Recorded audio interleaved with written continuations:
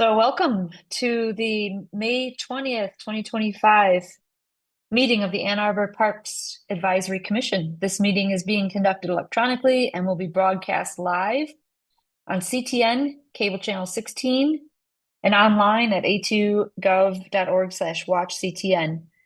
To speak at public comment, call toll-free 877-853-5247 or another of the published numbers on the agenda, and enter the meeting ID 959-7872-3467. All right, Josh, will you please call the roll? I will. Commissioner Bush, Commissioner Cavateo, Present in Ann Arbor. Commissioner Kraut, Present in Detroit. Commissioner Marson, I'm here in Ann Arbor. Commissioner O'Connell, Here in Ann Arbor. Commissioner Montague, Commissioner Pulowski, Here in Ann Arbor. Commissioner Skyless, Commissioner Smith, Councilmember Radina, Here in Ann Arbor. Councilmember Watson. Here in Ann Arbor. You have a quorum. Thank you very much. We have the agenda in front of us. Are there any requested changes to the agenda? Not seeing any, then the agenda is approved. And that brings us to the first public commentary. If you'd like to speak at public commentary, please follow the instructions to raise your hand and indicate that you would like to speak. When it's your turn to speak, please state your name and address. We allow 3 minutes per speaker. We do not respond in the moment to speakers, but we appreciate you taking the time to call in and share your thoughts with us. Do we have any callers on the line? We may. Phone number ending 542. And you raise your hand if you're interested in speaking.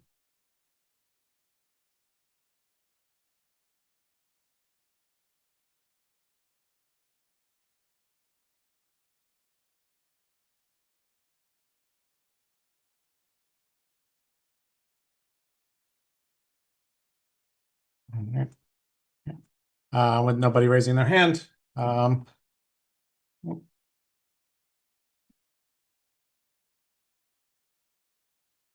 reminder that to raise or lower your hand by phone, you dial *9.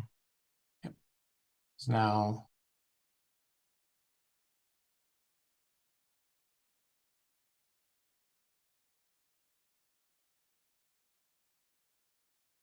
five, 4, 2. You are muted.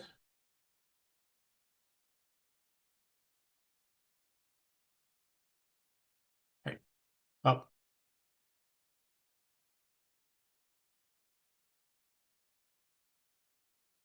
Right. At this point, we can go ahead and move forward.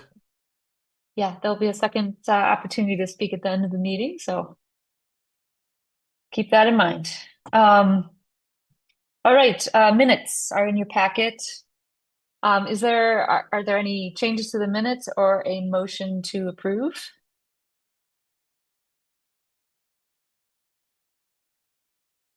Motion to approve. Thank you, Therese. Do we have a second? Thank you, Larry. Any discussion on the minutes from last meeting? Otherwise, all in favor of the minutes, approving the minutes, please raise your hand and say aye. Aye. Any opposed?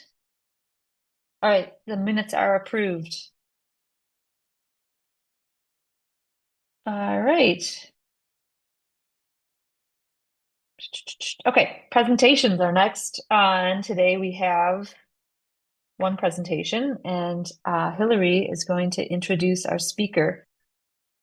Yeah, hi everyone. So we have Peter Sanderson here today. He's a project manager like myself over at Washtenaw County Parks and Recreation. And Pete has really been leading their border to border trail effort countywide. So Pete's here today. He's going to share a presentation with us and kind of walk through the next segment of the border to border trail within Ann Arbor. So this will be connecting with the one we just built in Barton Nature Area and heading westward from Barton Dam.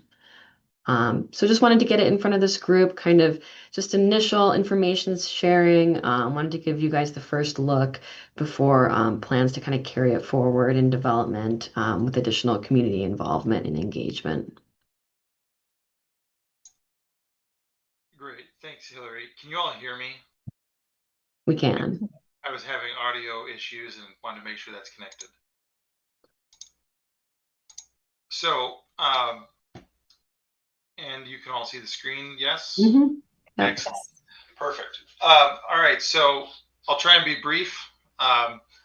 So what's on your screen right now, this is a bridge that we installed in Delhi Metro Park last summer. So that gets us a little bit more than halfway between Dexter and Ann Arbor. So that's an exciting project to complete. We'll go through a couple other ones here very briefly. But the key focus today is, as Hillary said, we wanted to talk to you about the trail kind of west of Barton Dam. And, it's part of this important Dexter to Ann Arbor connection. So we wanted to get this in front of this group at an early planning stage before we really went too deep into community engagement. So just very quickly, a countywide progress update. Where the B2B trail, just back in 2016 was only 26 miles long. We are now at 42 miles of completed trail countywide. We're working diligently to close some major gaps between regionally between Chelsea and Stockbridge, locally between Chelsea and Dexter and Ann Arbor are kind of our key focus areas right now.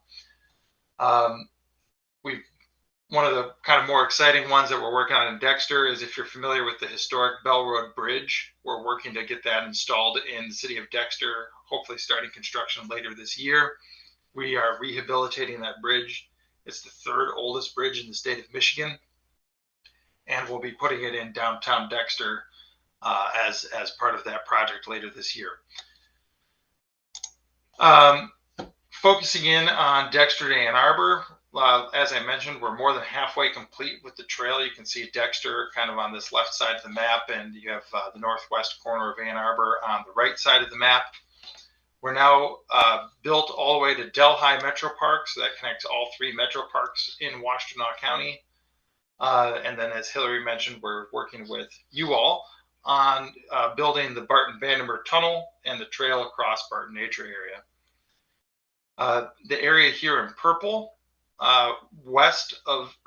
east of Delhi Metro Park, we have some TAP funding through SEMCOG, and we hope to start on that construction-wise, maybe in 2027. Well, that should be maybe complete in 2027.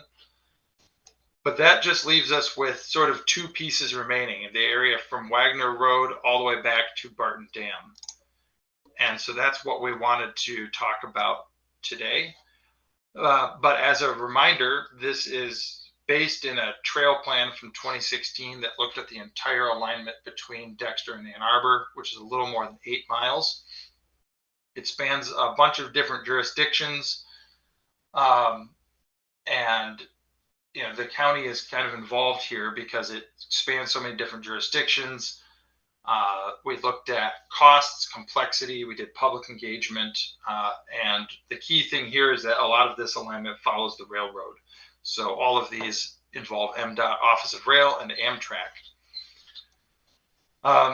So, you can see Wagner Road here on the screen, and then Barton Dam is over here, kind of where it says Bridge 9. And this distance remaining is about 2¼ miles. 1.25 of that is here in pink. And that's what is the next slide here. So you can see Maple Road, or the Foster Bridge, on the left side of this map. This is Barton Nature Area, or it's a part of Barton Nature Area that's owned by the city of Ann Arbor. Currently, this entire thing is only accessible by water. There's people that are trespassing across the Amtrak Railroad to get there, but it is not legal access. And then you have Barton Dam kind of down here on the right-hand side, you can see, and then you have Bird Hills kind of off the bottom of the map here. So it's mostly on city of Ann Arbor land. A lot of it is parkland, some of it is right of way. It does cross into Ann Arbor Township and uses a portion of Washtenaw County Road Commission right of way. This area is also the subject that overlaps a lot with the MDOT Office of Rail Trespassing Prevention Project. We are, on the park side, we are playing a supporting role in that, but we are not leading that charge. I believe it's Jordan Roberts is the person there from the city of Ann Arbor who's kind of spearheading that effort for the city. And trespass prevention program, project, that was the fence project that they had started a couple of years ago and, been on hold, but might be starting communications again. So. Correct. Mhm. So we've looked at a few different route options at a very high level. We boiled it down to two, which is basically you can go on the road side in between the road and the railroad, or the river side of this. And you can kind of see those two options here. We did look at, could you go south of Huron River Drive? We did eliminate that option pretty early because there's a lot of wetland here, huge amounts of mature trees, and there's not enough space. So you'd have a lot of private property impacts here. So we're not really considering that option, even though there's technically three. So what I want to do next is I'm just going to walk you through these options, just lay them out for you, and then we want to sort of let you ask questions or comments. But again, the ultimate goal here is to move this forwards into some sort of public engagement starting later this year. So the yellow route is north of Huron River Drive, south of the railroad. It's the easiest to build. It achieves the goal of connectivity for the border-to-border trail, but the experience will be a side path adjacent to the road.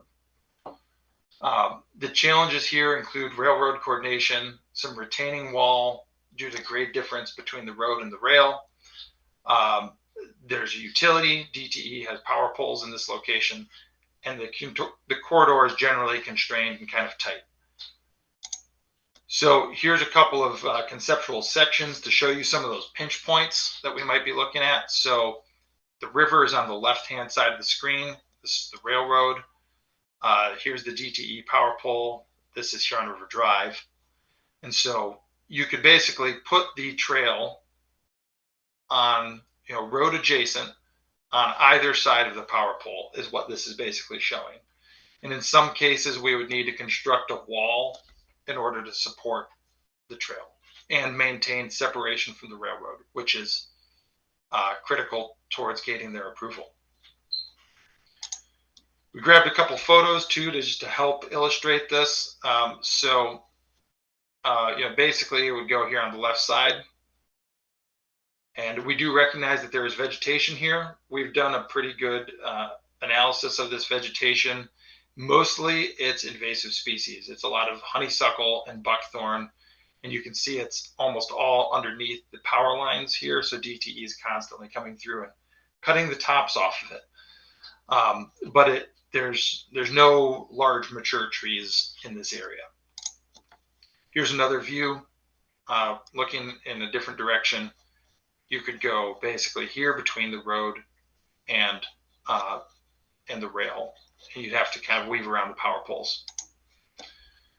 Similar view here, but what you see on the right-hand side is this is that city-owned property, that part of Barton Nature Area, where you have a lot of people that are, frankly, parking right here in this foreground and illegally walking across the tracks to get over to this space. And then this image shows just some of that grade separation between the rail and the road, which is up at the top of the screen here.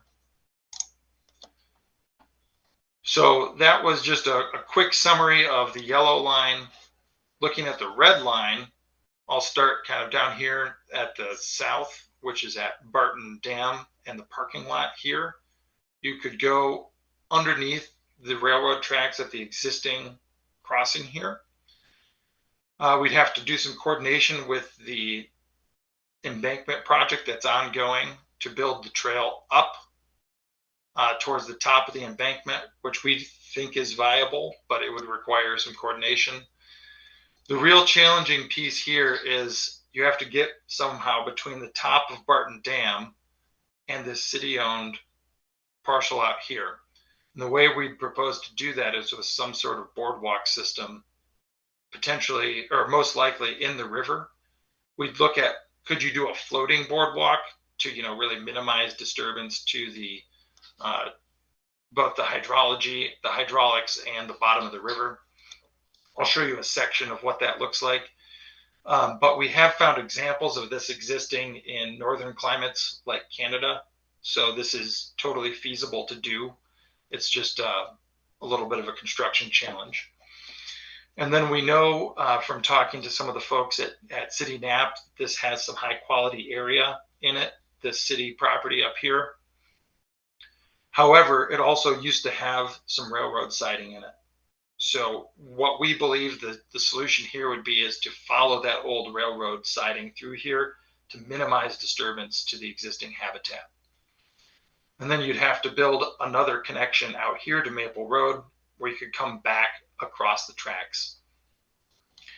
So the challenges with this, again, our railroad, we have the dam, which is regulated by FERC. And then it's kind of difficulty of construction within the Barton Pond area and construction access. This option would be more expensive. However, it would certainly be much more scenic than being along the road. It also provides a lot of recreational opportunities. You could do fishing piers or something like that. And I think most importantly, it provides access to this city land that is currently only accessible by boat. So here's a couple of sections of what that might look like. So you have the road up here, your power poles, the railroad. This shows what a floating boardwalk might look like, which would keep people separate from the railroad right of way. And then for areas that are on the terrestrial part of the city-owned nature area, you could have lots of separation between the tracks and have a more traditional park looking trail system, but it's much further away from the road, so you'd have a nicer experience. Here's a photo just showing the top of Barton Dam. So I know with the embankment project, they're building they're filling in a lot of this area here, and one of the things they're doing is building a maintenance road. We could basically use part of that maintenance road as the trail. We have done things like that for other utilities so that the trail can take some light construction and maintenance traffic. But then what you see off on the right side of the screen here is the nature area. So this would be the area where is the real pinch point, so to speak, where you'd have to construct something to bridge that gap. This is sort of the end of the city nature area on the left side of your screen, and Barton Dam is over to the right. So this kind of highlights what that view might be like if you were out there on the water. And here's a view of the nature area showing, where people are accessing it currently and roughly where the trail might connect in on the right-hand side of the screen. So I know that's a lot of information to take in all at once. I thought I'd just put this photo up, which shows a nice view of kind of both of those options. So Huron River Drive is on the left here.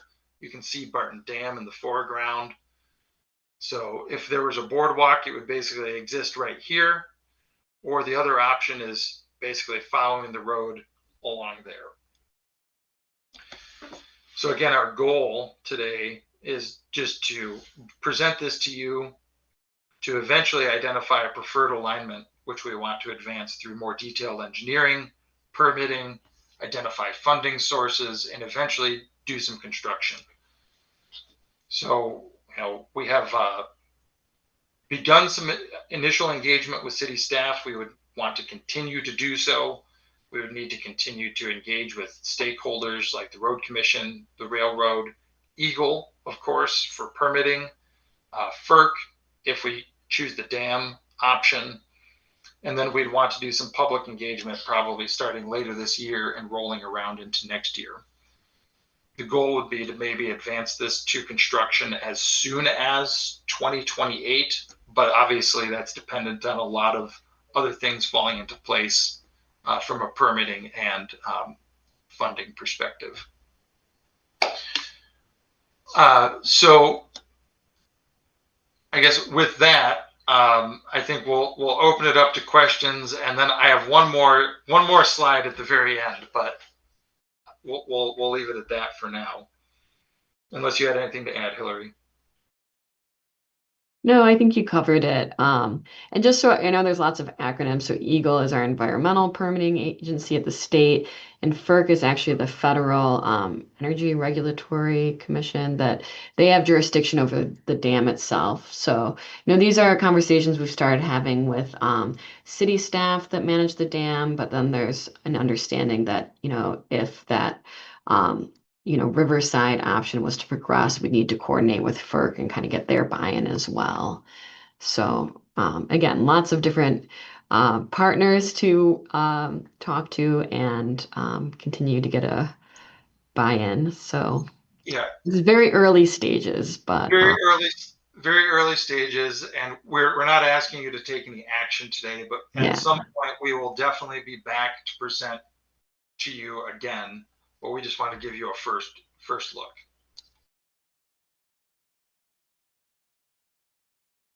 All right, thank you, Pete and Hillary. Yeah, do we have questions? I can kick us off. At the western end of, so the option that goes closer to the river, it's on the park property. At the western end, that's at the bridge, the Foster Bridge over there? Yes, And- that's correct. And so, like, when you say, like, well, we got to get back over the railroad track there. So would that be a tunnel, a bridge? No, so there's an existing road crossing at that location, and so we would be allowed to cross within the existing crossing. All right. Okay, yeah, that's right. The bridge goes out just over the river. Correct. And yeah, it's a grade crossing. Okay, thanks.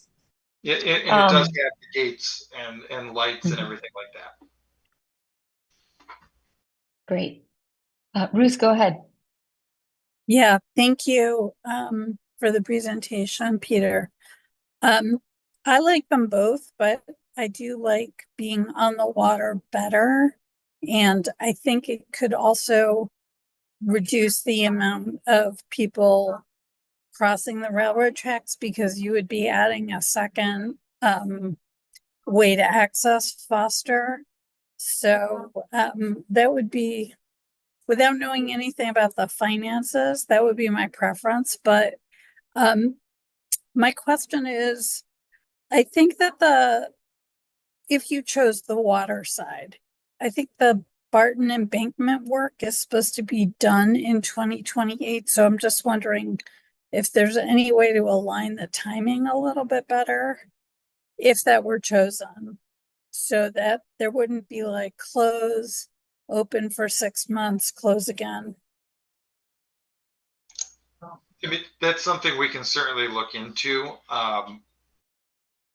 From what I've seen of the plans, there's basically a gravel service road that they're building, and we would propose to basically pave on top of that without much additional grading at all.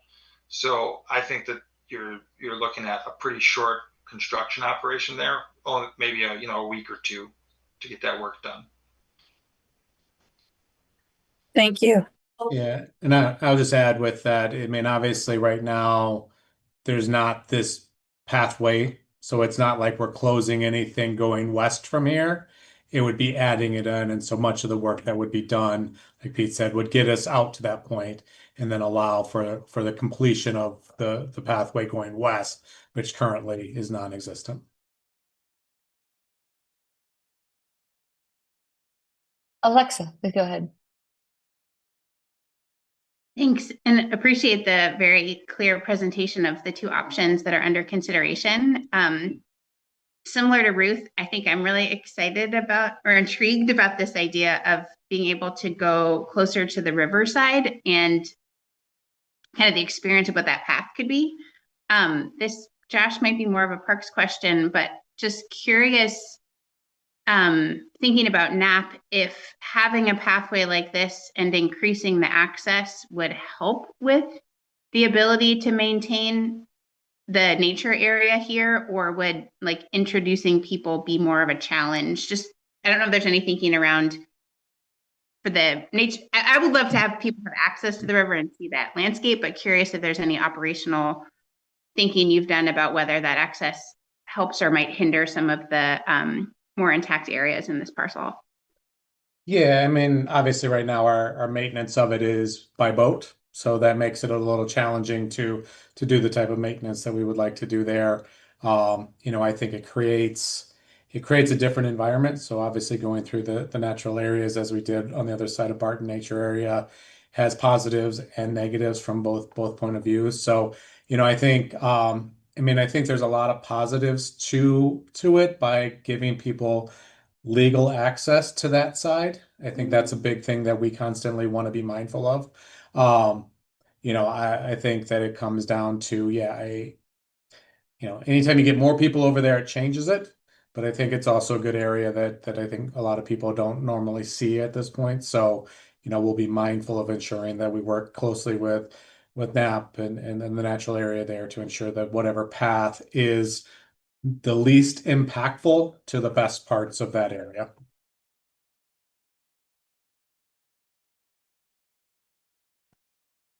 Thanks. Yeah, not seeing any other hands right now.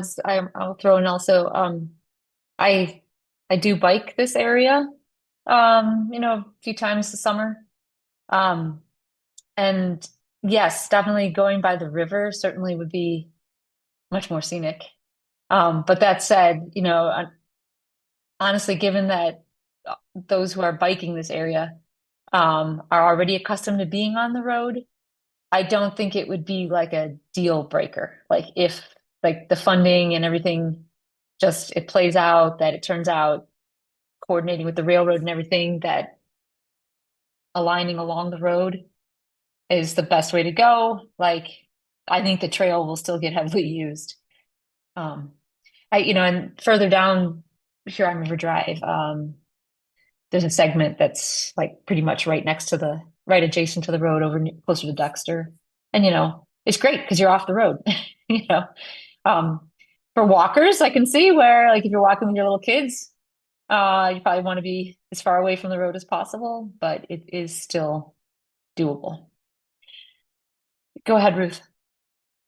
I guess I would just say my experience of the border to border trail is that where good connectivity has been added off-road, the population that uses it has actually changed. So the people who are comfortable riding on the road now, wouldn't care, but it is really a different population.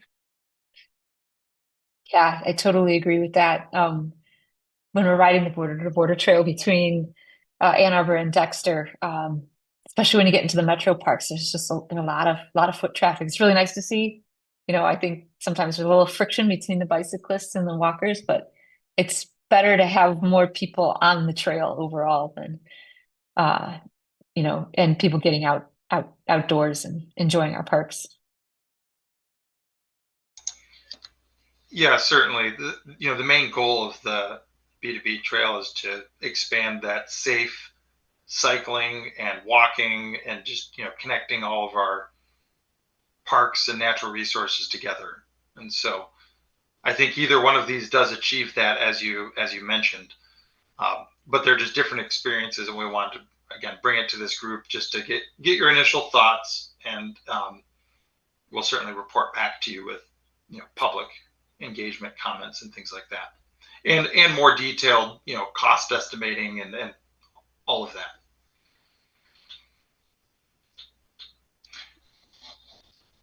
So okay, yeah. if there's nothing else, I've got one final slide just to sneak in for you. Oh, I see. We do have one hand up here, so let's just let's let Alexa speak, and then we'll get that last slide. Oh, it was just hopefully a quick follow-up question to that, Peter. Because I do agree that I think the population might be slightly different depending on which alignment you pick. I was curious, as you guys are thinking about doing engagement, how you might be thinking of either reaching out to sort of existing users or like maybe more aspirational users. Like, how do you balance who you might reach out to engage around that question? Yeah, so I mean, we would work closely with, Josh and Hillary and the city team to make sure that, we're following City of Ann Arbor public engagement process. Typically that would involve, or at least what we've done in the past is, trying to host meetings, host several meetings at different times, send out mailers, post it in certain areas. But I think it's always a challenge to engage with people that aren't engaged, right? So that's always the challenge. But I think that that's one of the strengths of Ann Arbor's community is that they are pretty engaged, and that we work with a nonprofit group too that can help us get some of the word out. The Huron Waterloo Pathways Initiative. So we can kind of take this on from as many different angles as possible to get feedback.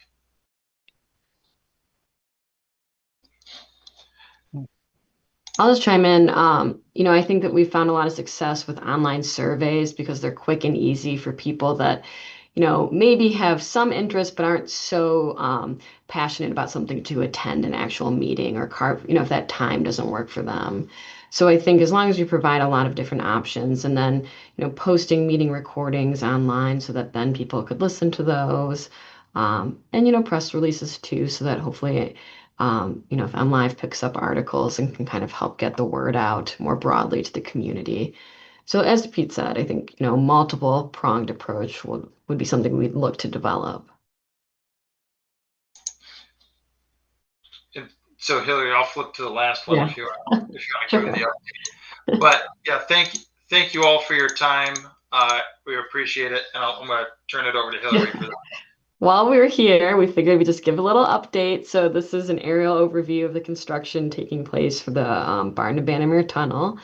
So work is currently on schedule, knock on wood. And so we have our 48-hour track outage scheduled for 2 weeks from today. So it'll start on June 3rd and 4th. And then, hopefully things will be opening up on the morning of June 5th. So we're really excited. We'll be watching the weather as it gets closer because that's one thing that we can't necessarily plan for in advance. So there's always the possibility that if there's lots of rain, because it is an area that's very wet and it's very difficult to kind of pump large quantities of water out of there, there's always a chance we might push it to the following week, so the 10th and 11th, if needed. But yeah, after the tunnel's in, work will still be continuing on the site to build out those trails, the parking lot, kind of connecting on either side. So really, opening to the public will be later this year, likely sometime in fall. That's really cool to see. Yeah. Thanks, everyone. Thank you. Thank Yeah, you. thanks both Hillary and Peter, and look forward to more news in the future. All right. Next up, we have reports, and we'll start with Josh with the manager's report.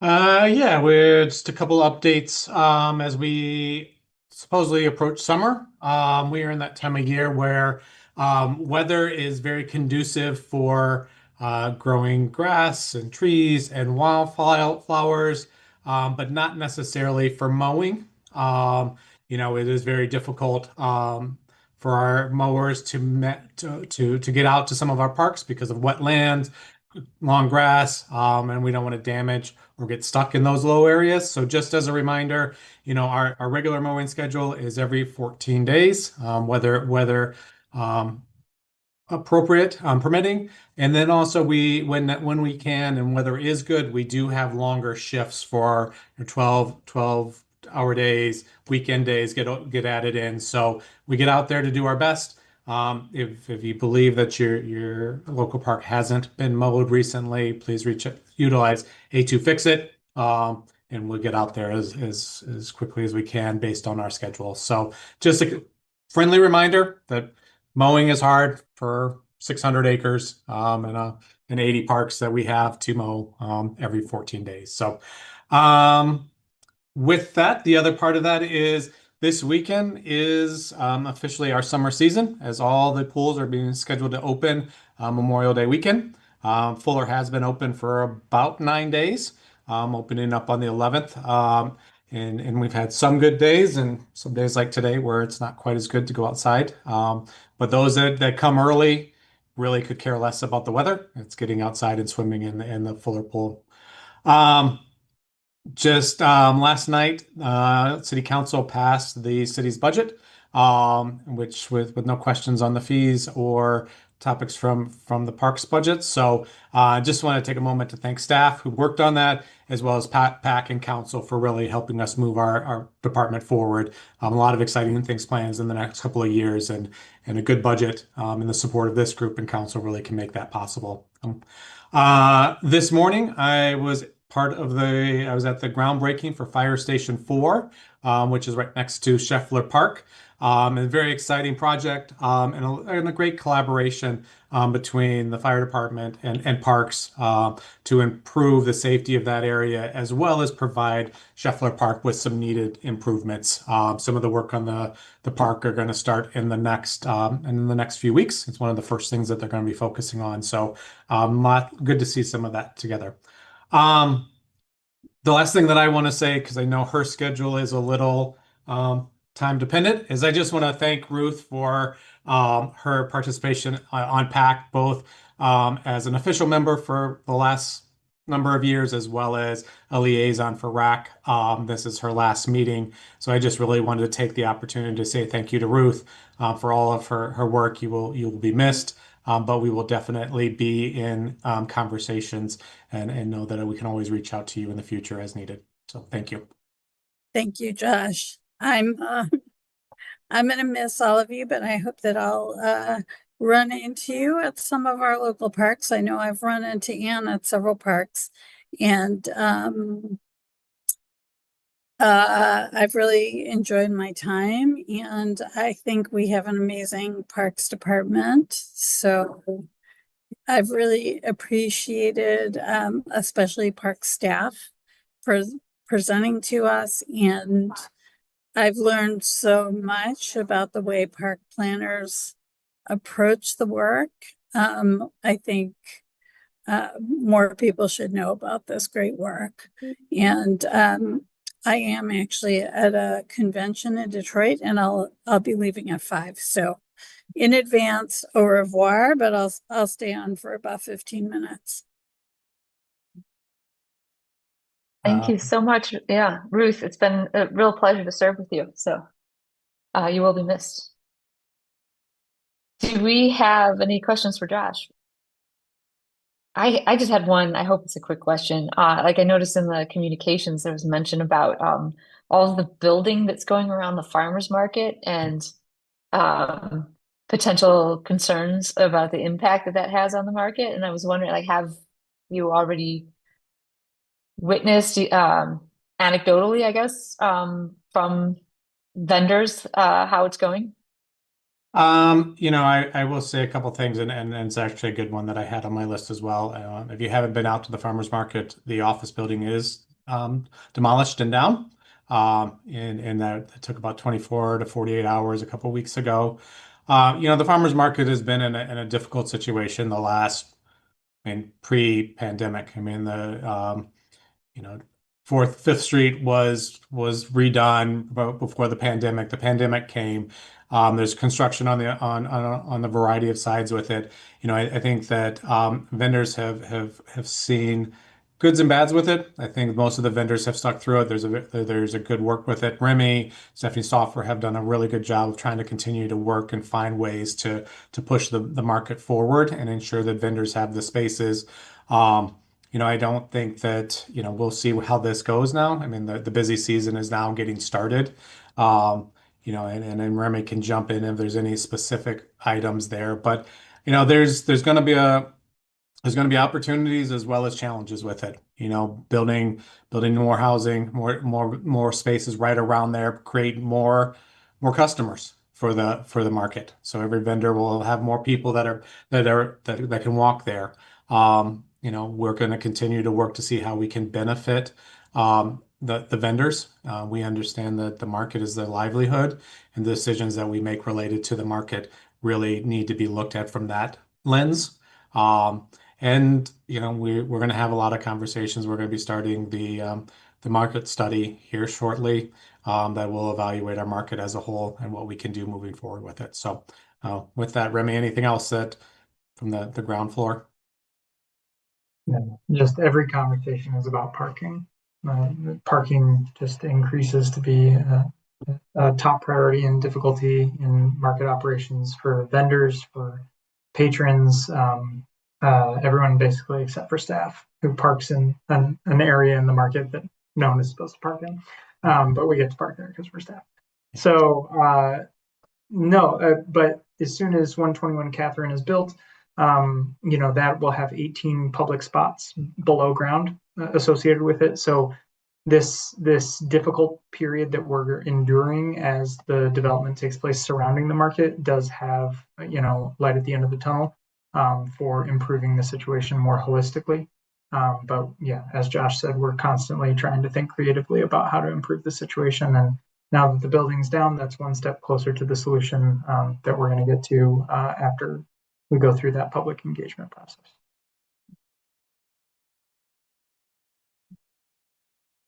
Thank you. All right, next we have reports from committees. Hannah is not here, so we don't have anything for RAC. As far as Environmental Commission goes, they met last month, and they're working on a recommendation to include natural features protection language in the city's comprehensive plan. So there a lot of discussion around a resolution that we're hoping to pass later this week. And then in addition to that, the Environmental Commission is actually going to be merged with the Energy Commission and be renamed the Sustainability Commission. So there was discussion at the last meeting on the new bylaws for the new combined commission. And right now, the way the bylaws stand, there will not be a requirement or anything in the bylaws about having a representative from PAC be on that commission. So I think that'll alleviate some stress for Josh. Trying to find a person that wants to have the time to sit on both. All right. So that brings us to our regular business. First up, we have a resolution to recommend a work statement with HRC for the demolition design of West Park Bandshell. And I believe, Josh, you're going to introduce that. Yes, I am. Adam Furco is out sick today. He was going to take on the lead and would probably do a better job of this than I will, but we've been working together on this. As we recall, back in March, following the engagement, following the research and stuff that was done, staff made the recommendation that to move forward with West Park, that demoing the bandshell is that recommendation. We always knew that there was going to be a transition from what the park is today to what the park will be in the future. And when we started this conversation, there were three kind of points of what that was going to look like. It was either going to look like it with the bandshell in place, it was going to look like the bandshell somewhere else in it, or it's going to look like West Park without a bandshell. As has been discussed multiple times, the feedback that we've got, the difference that we did, the presentation we provided last week, 2 months ago, talked to all the reasons why staff came to that recommendation. So what's in front of you today is a recommendation, is to recommend staff to issue a work statement through HRC for the demolition design for West Park. And what that does is that starts the process in motion. Similar to the farmers market office and vet shelter, much of the work that does the demoing is what comes to PAC and council for approval. We have a standing contract with HRC, which is why this is a work statement as opposed to a normal contract. This group and council previously approved that contract with HRC. And so our practice is both with parks and throughout the city when we have these standing contracts are a work statement that end up being approved by staff and administratively. And that's why this language is a little different than our normal contracts that come to it. Traditionally, similar to the farmers market and the vets park, we don't typically come to PAC or council with work statements. Those tend to be staff-driven ones. But because of the nature of this project, we felt it was important to come here to start this project off with that and have conversations around the recommendation and the thoughts behind it. Speaking specifically of what the resolution is, this work statement will be the design work for the demolition. It'll develop the plan. The HRC would review the applicable regulations and obtain necessary permits. They will prepare the construction documents, assist with which then would create an RFP that we would go out to find the contractor. HRC would also support and assist with the bidding and the contractor selection, as well as construction administration services through the demolition.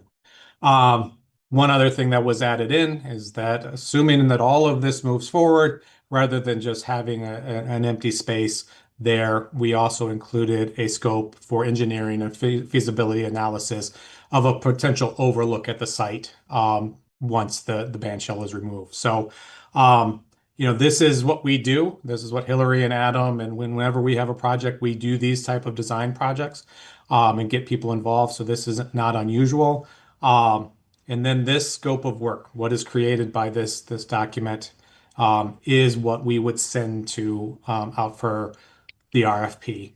Our goal is if this is approved, is to have the RFP completed by July, and hopefully a recommended contractor by September. And whatever date I say is always a little bit later than most people want, but earlier than what the reality is. So I'm trying to be a little mindful of that. So, and then that is, those contracts, as they normally do, would come to PAC and city council for approval. Again, very similar process to how the farmers market demolition and the Vets Memorial Shelter demolition took place. Staff recommendations based on unsafe facilities that needed to come down so we could move ourselves forward. And again, we traditionally, we've been engaging with the public and forming PAC this started in 2021. We've talked to a variety of different ways. And so we just felt that it was important to bring this step to PAC to have those conversations. There's still a lot of unknowns. This is going to be a challenging project based on its location, based on the structure, and we still have to figure out how we move ourselves forward. So, that's all my notes and all the notes that Adam provided for me. So, the staff worked really hard to come to this recommendation 2 months ago.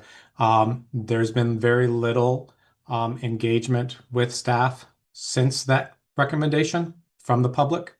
We really went through a lot over the last couple of years to reach out and find ways to talk with people. And really feel like this is an opportunity for us to reimagine West Park for the future, and kind of move that way. So, obviously the resolution is what it is. You can see what it says and all that kind of stuff, but I'm happy to talk and answer questions related to anything associated with it. So. Thanks, Josh. Go ahead, Larry. Yeah, I think, the resolution makes sense. And I think Adam's obviously done a great job with the project. I'm curious, Josh, how will the maybe, I don't know how the best way to express it, the larger West Park project continue? Yeah, so and it's a great segue because there's one other note that I had that I was going to bring into it, and then there's a second part of that as well. One of the things we're going to do in the short term, we got a lot of feedback about, what is the band shell, what is the work of it, what is that, and so operation, the performances, those type of things. Those are going to be longer term goals to provide that. I think that one of the things we're going to do in the short term is really put out in the next few weeks a survey related to activation opportunities at West Park. So we haven't done that. We're bringing in a new staff person that's going to focus on activation. So is there a movie night in the park? Is there some type of programming in there? Are there things that we can do during this transitional period that still put people in the park? Which isn't the question you asked, which I'm going to get to next. Again, as we talked about this, there was always going to be a phase two to this engagement. It just depended on if it was band shell in place, band shell moved, or no band shell. We have actually started conversations with Smith Group, and so we're really beginning to transition with them to that second phase. They've been experienced, they've been part of this conversation, they're in the community, and that'll really kind of flow nicely. There was debates about doing a second RFP to bring somebody else in. The reality is that Smith Group was going to be a high probability to earn that, so we can move ourselves forward quicker, and start that engagement about the holistic look, a comprehensive plan for West Park versus a plan for a performance venue or the baseball field or the parking lot.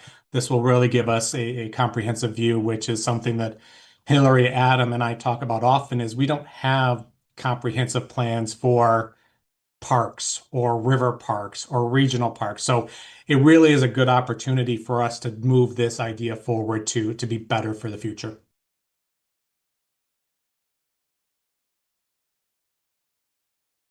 Any other questions? Yes, go ahead, Therese.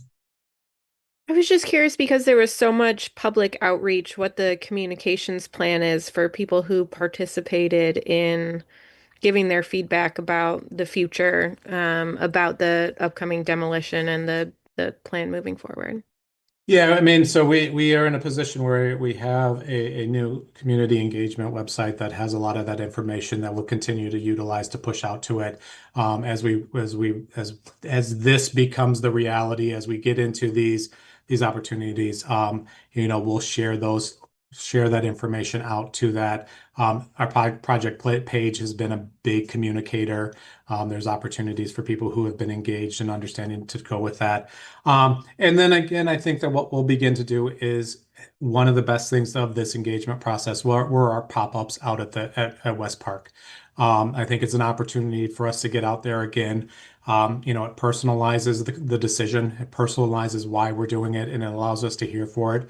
And I also think that, I met with our communications today.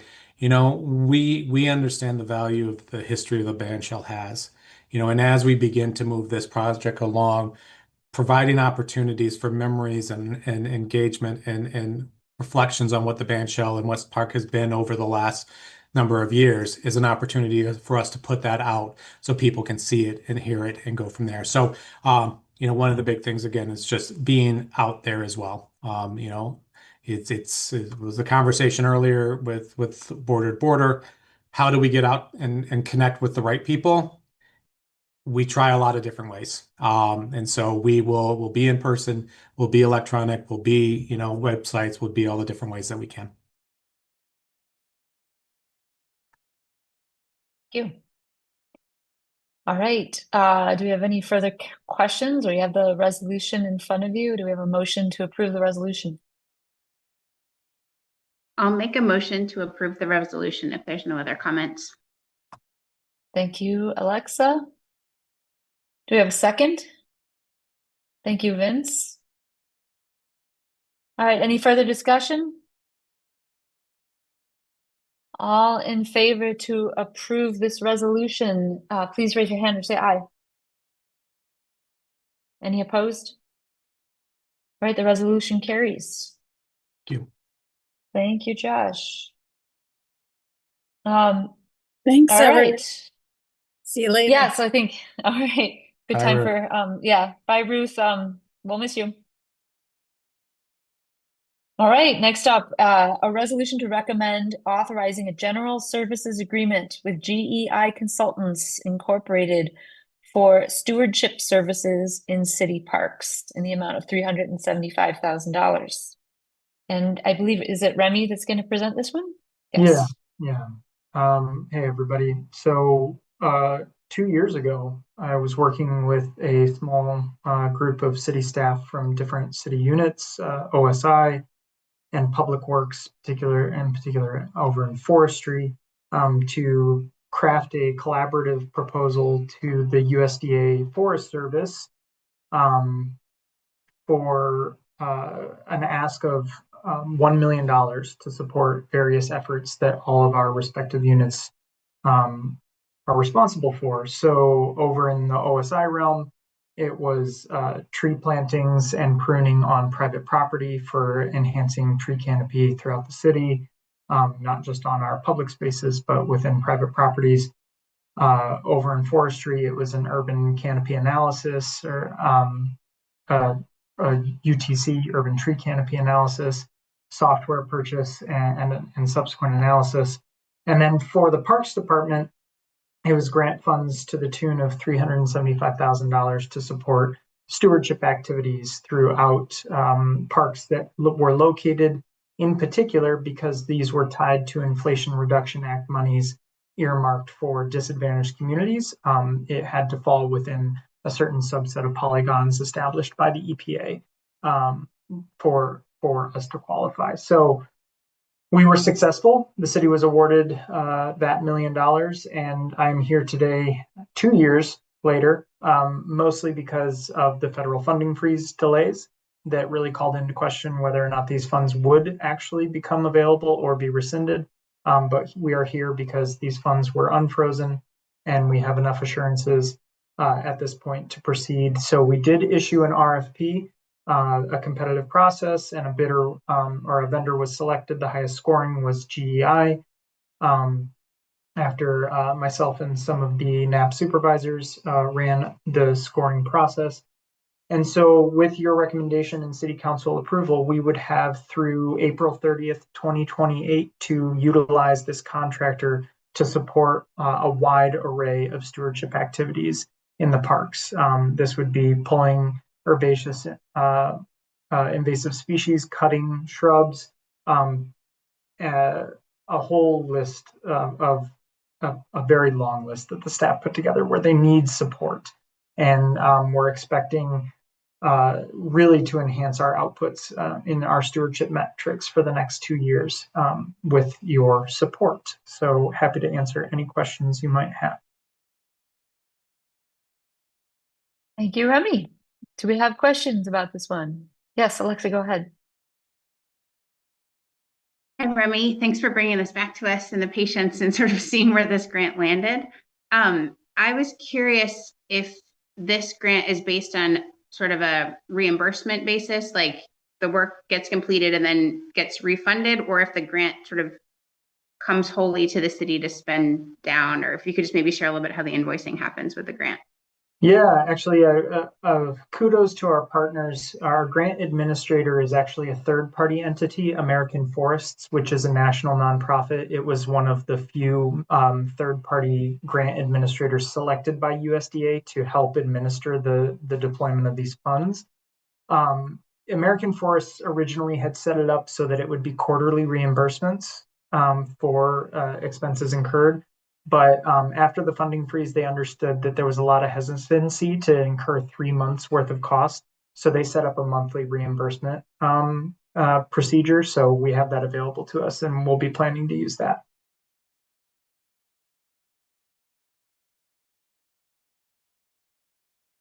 All right, do we have other questions? If not, do we have a motion to approve the resolution as written? Thank you, Rachel. Do we have a second? Thank you, Therese. Any further discussion on this? All right, all in favor of the resolution as written, please raise your hand and say aye. Any opposed? All right, the motion carries. Thank you very much. Okay.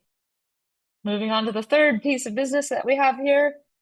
Resolution to recommend accepting a Fair Food Network grant for the Ann Arbor Farmers Market. And then it just says, and appropriate. I think Remy, you're going to present this one. I am. Yep. So actually going right back to funding that is directly related to USDA programs.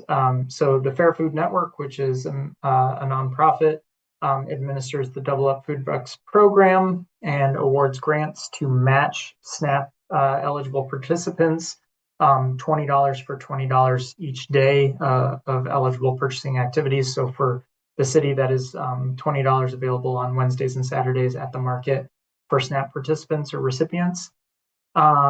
We have received grant funding from Fair Food Network for this Double Up Food Bucks program for many, many years. I actually believe we were the first recipient, and it started here, if not Detroit, then here shortly thereafter. But we have been participating in the program with a lot of use by SNAP recipients coming to the market.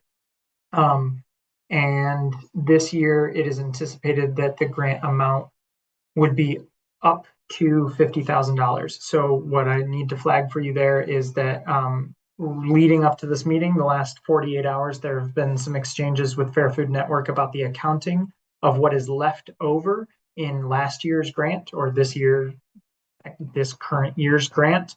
And then the leftover remaining balance rolls over into the new and existing grant. And there were some accounting errors that we're quickly trying to reconcile. But what I can tell you is that the new grant award is going to be somewhere between 30 and 50,000. So if you make a motion to read as the resolution reads, except say up to $50,000, then we will have an accurate resolution supporting acceptance of this grant. Yeah, so it would be resolved that the Parks Advisory Commission recommends City Council acceptance of a Fair Food Network grant for the Ann Arbor Farmers Market for up to $50,000 and appropriation of the funds. Yeah. Yes, correct. Thank you. Yeah, and that dollar amount will be, when it goes to council, will be the correct Yes. amount. So, All right. Any questions? Questions? I know this is one that we've had on our agenda year over year. So I think this is one that folks should be fairly familiar with. All right, do we have a motion to approve the resolution as amended? Thank you, Vince. Do I have a second? Thank you, Alexa. Any further discussion on this? If not, all in favor of the resolution, please raise your hand or say aye.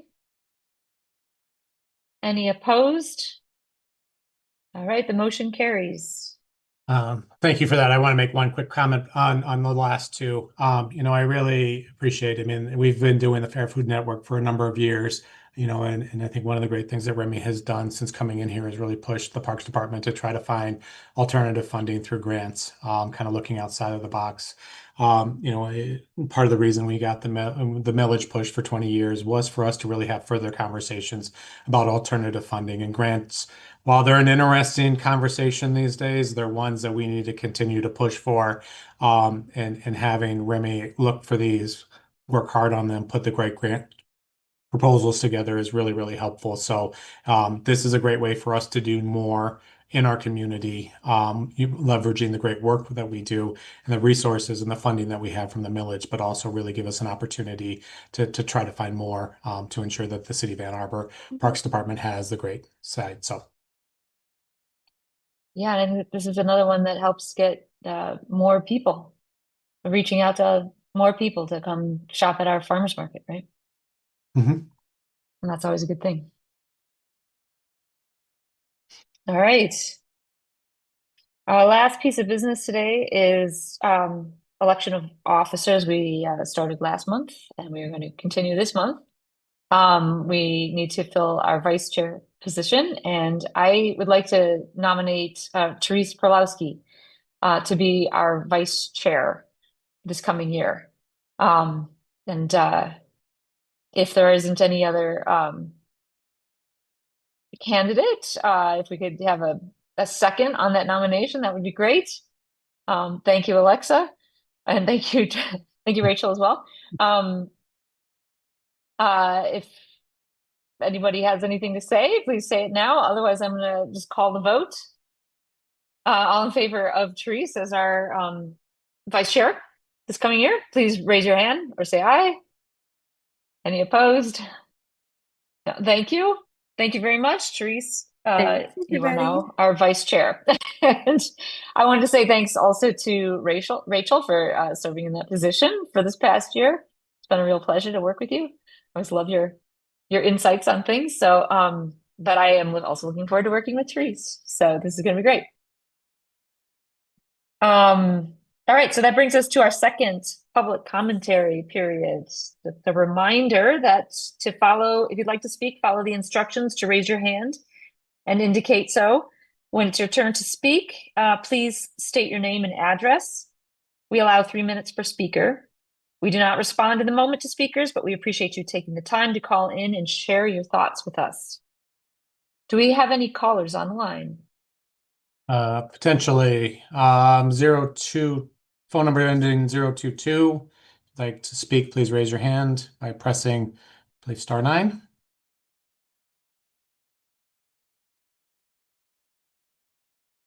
Okay. And you are 022. You are, please take yourself off of mute, and you have 3 minutes.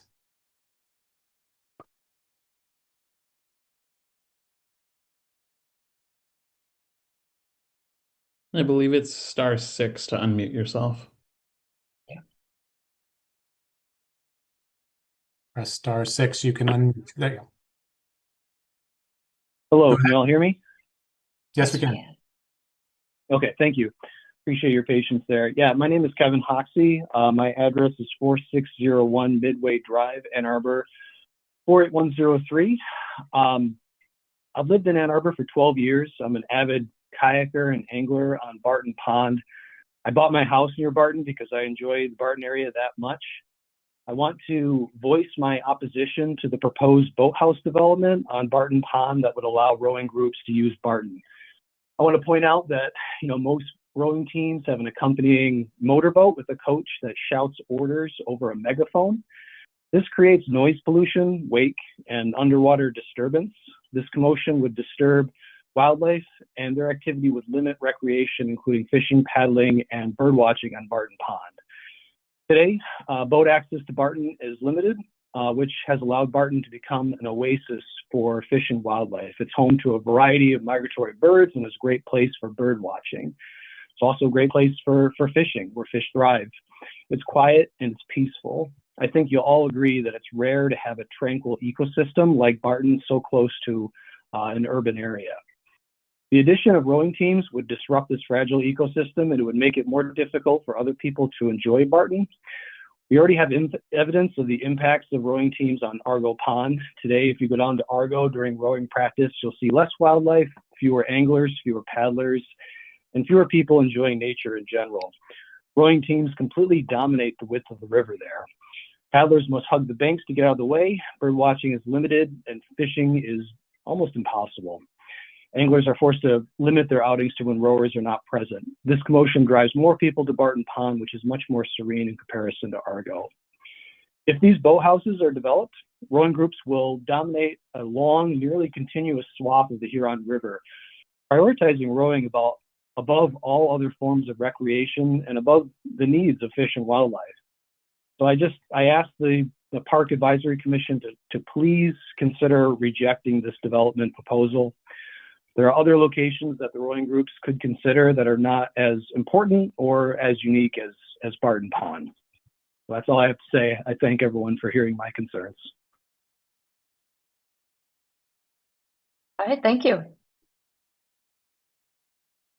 Do we have other callers? Nope. No. All right. All right. Yeah, we have communications are in your packets for you to review. And that concludes our agenda. So we stand adjourned. Thank you, everybody, and look you. forward to seeing you all in June. Bye-bye. Thanks, everybody. Bye.